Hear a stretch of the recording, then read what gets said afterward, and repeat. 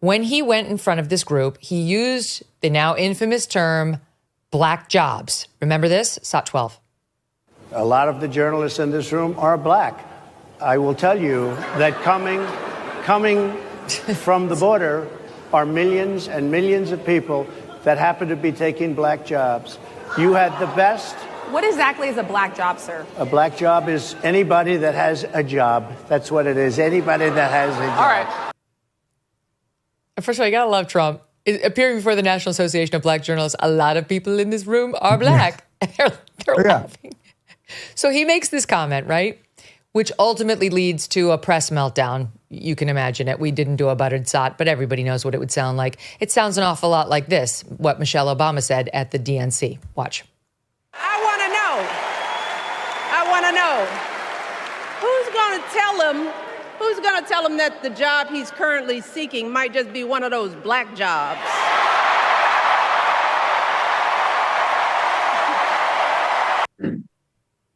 Oh, they loved it. And Joe Biden, too, thought this is a great opportunity. He said something inappropriate. I'm going to jump on board. Let's see.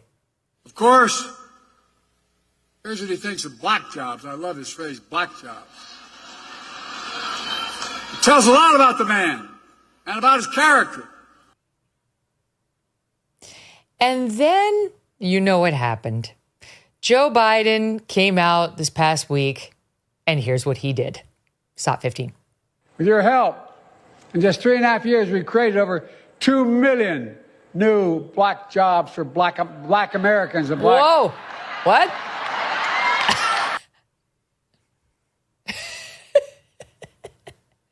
I'm out of glue. I'm going to have to start sniffing this thing. I hate everyone. Look, I will give them a slight. I'll try my best right here to give them like the slightest bit of credit. That saying black jobs in and of itself, the phrase black jobs is obviously somewhat ridiculous, but his next sentence out of his mouth, he meant any jobs. The point was that if they are, and this is just true, it's supply and demand, this is basic economics. When a whole bunch of new people come in, if you expect them to work, they are probably going to take jobs from certain people. That is what he was trying to say. He was not saying, no, black people have to sell shoes and white people are allowed to do real estate. Like, obviously saying not. Jobs for black people, jobs filled by black people. Right. And I guess we should not be surprised there by Biden mumbling and, stumbling through that thing. I mean, that's just no meltdown. The fact that they're even letting, yeah. I didn't see the press melting down. I see Michelle Obama send out a tweet saying, I condemn, I don't like it. Of course, it's just the media failures are epic. They're ubiquitous. They're everywhere. And it is essentially the equivalent of a red carpet rolled out in front of her right to the Oval Office. That's what they hope. That's what they intend. And they don't care how empty-headed she is. She's not Trump and she's not a Republican. I mean, I think they'd be doing this even if it weren't Trump, even if it were Nikki Haley, they'd be doing this. Absolutely. I've listened to so many podcasts and more conservative newscasters and so on to this day complaining about J.D. Vance being on the ticket. If he had only selected Nikki Haley, he wouldn't be having these problems. Trump would be running away with it now. You're wrong. Your prediction, like they did in 16 and 20, the Republican Party, well over 95%, will come home for Trump.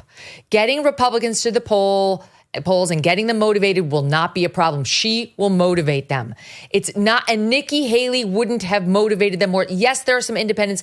Nobody votes because of the vice presidential candidate. That's really not what drives people. Maybe it gives you a teeny tiny edge, like in a state like Pennsylvania, if you pick the hometown guy. But on the national ticket, it's a fantasy. Well, look, Megyn. Yeah, go ahead. Just briefly, the point is that the reason that they hate Trump is not because they think he's racist and not because they think any of the things that they say about him or anything else. The reason they really hate Trump is because he fights back, and he fights back appropriately, and he's taught a whole bunch of us to fight back as well and see some of the stuff that maybe we didn't want to see. So it's like when John McCain was running against Barack Obama, nobody in their right mind thought John McCain was a racist, but suddenly everyone thought he was a racist. supremacist. Or when Mitt Romney was running and he bungled that line about binders full of women, suddenly everyone thought he hated women. Nobody thought he hated women the day before. And then Trump came around and was just like, I am not playing by any of those rules. So Trump taught a whole bunch of us that. And that's not only why they want to get rid of Trump, but that's why there are all these bills. California just signed the censorship law. It's why big tech is always attacking us, because more and more people have woken up. And I would say the silver lining to all of this is the proof's in the pudding. Look at the numbers of shows like yours and mine and many others that are now dwarfing NBC and ABC and everything else. I don't say that to brag as much as people are coming around. And the question really is, what does that wounded animal of the mainstream media do as it reaches its end conclusion, which is well-deserved? I don't know exactly the answer to that. Well, I mean, maybe it tries to put its finger on the scale at a presidential debate. Maybe they get so desperate that they abandon all pretense of objectivity and go out in a presidential debate and honestly just own the fact that they're in the tank for one candidate. The fallout from that ABC debate continues to boil up. You know how much my family and I love our dogs. Yes, even sweet Strudwick. I can't even imagine life without them. They've got a great life. They're lucky. But some dogs aren't. And that's why I'm so glad to tell you about Delta Rescue. It's the largest no-kill, care-for-life animal sanctuary in the world. They've rescued thousands of dogs, plus cats and horses too. They provide all of these animals with shelter, safety, and most of all, love.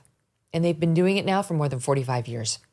Delta Rescue relies solely on contributions, and giving can bring tax benefits too. Speak with your estate planner about how you can grow your estate while helping animals in need. Check out the estate planning tab on their website to learn more. We love our Thunder and Strudwick, but we would like other dogs who need love to find it too. Visit deltarescue.org today to learn more. That's deltarescue.org. Thanks so much for watching. If you like what you just saw, hit the subscribe button for more clips and full episodes.